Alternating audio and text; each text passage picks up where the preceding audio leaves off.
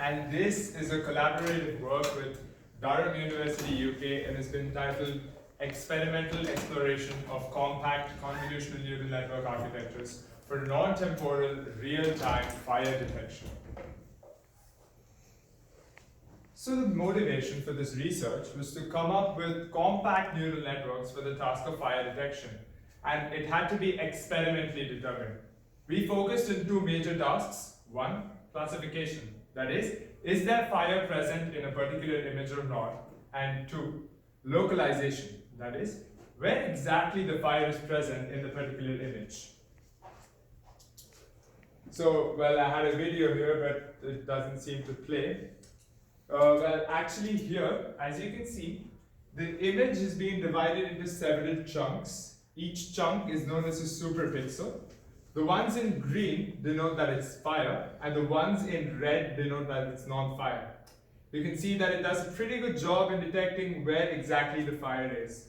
So such a sort of an algorithm can be used to do tasks such as instance segmentation, where you require a precise boundary for your objects.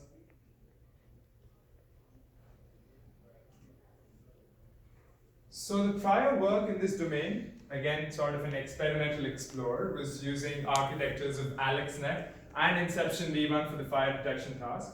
AlexNet actually achieved close to real-time performance. Another such research explored VGG16 and ResNet50. The authors here, however, used an unbalanced dataset to reduce the number of false positives. So we all know that fire is actually a continuous phenomenon, so we should have gone for something like an LSTM probably, or a hidden Markov model sort of a problem formulation. But this is definitely slow, and we had to analyze a window of frames. So we go for a non-temporal approach. We assume that each image of a video frame is independent and analyzed based on each frame.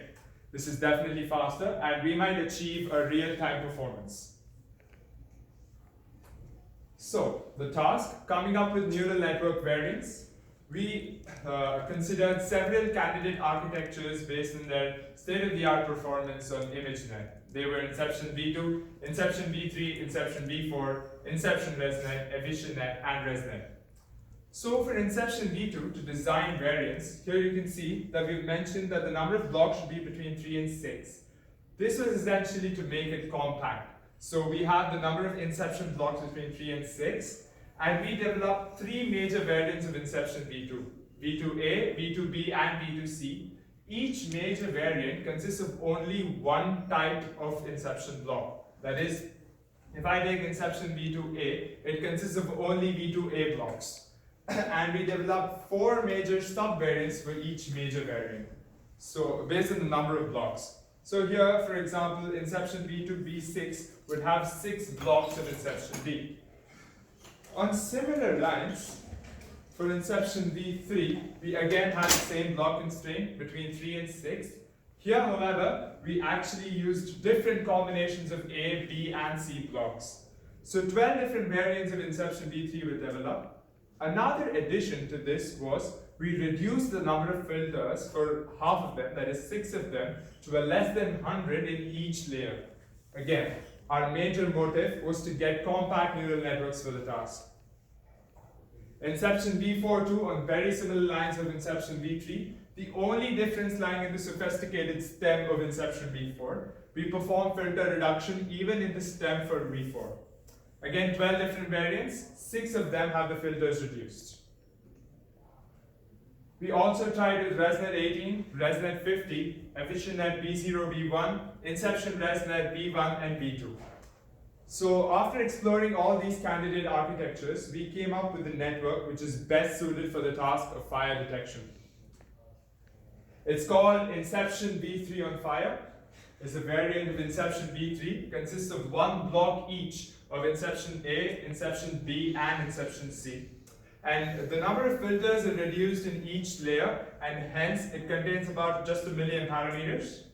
It was for training, we used an RMS prop optimizer. We tried out with Adam and several others, but RMS prop turned out to be the best, along with relu activation as well as batch normalization.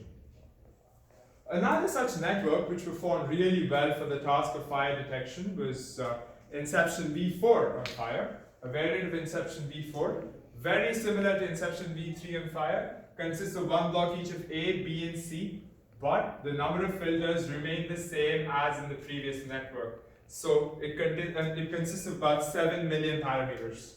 Again, Artemis prop, ReLU, as well as batch normalization. So the task. Full frame binary classification, pretty straightforward. I take an image as an input, it's given to the network classifies it as fire or non-fire. However, for fire detection or localization, what I would try to use was standard object detection techniques such as YOLO.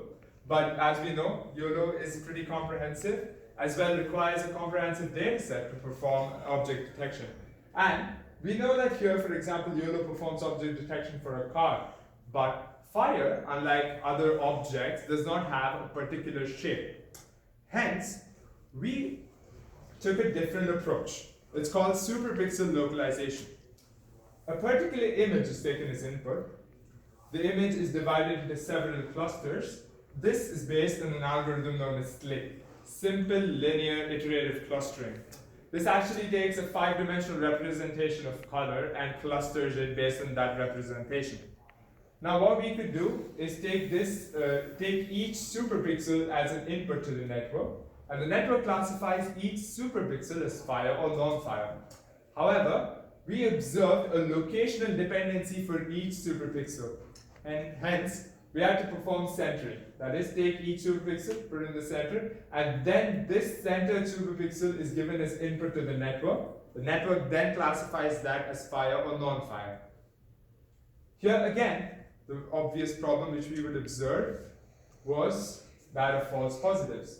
We know that the superpixel SLIC algorithm is actually based on color. So the neural network might actually be learning just to identify the color. And the dataset was also not very comprehensive with respect to non-fire examples. And evidently, we observed a rise in FPR rate of about 12%, and even higher when we considered red color or related images, color images with fire. As you can see in this image, it's a red colored car, and the algorithm detects it as fire. This is not something which everyone would want. Well, one solution to this is what we observed is the binary detection, the binary classification actually classifies this image as non-fire. So we could opt for a stacked approach where we first perform binary classification and then perform localization. That is, we first see whether a particular image actually contains fire, and then say where exactly the fire is located. But this too would have a problem if I had a situation like this, where there's a red truck as well as there's fire. As you can see, both the naive superpixel algorithm, it detects both fire as well as the red truck as fire. So the solution to this problem was to use transfer learning. Since we know that the binary classifier actually identified the red colored car correctly as non-fire, we could use this to our advantage and initialize the weights of our superpixel neural network with that of the binary network, and then train it. We observed an FPR reduced to about just 6%, and we even included red-colored non-fire images so that this result could be better. And evidently, as you can see in this image, with transfer learning, the red-colored truck is now being identified correctly as non-fire. To show you some of our results, Inception V4 on fire performed the best with about 96% accuracy for full frame binary fire detection. However, Inception ResNet V1 had about an FPR rate of just about 3%, performing best in that particular scenario. However, in computational efficiency, Inception V3 on fire performs the best with an accuracy to number of parameters ratio of 98.09 as compared to the previous results of 77.9. Here, another interesting observation, FireNet, which actually is a variant of AlexNet, has an FPS of about 17, whereas the number of parameters are almost 68.3 million. This essentially was because in inception V3 or V4, we performed an additional operation of centering.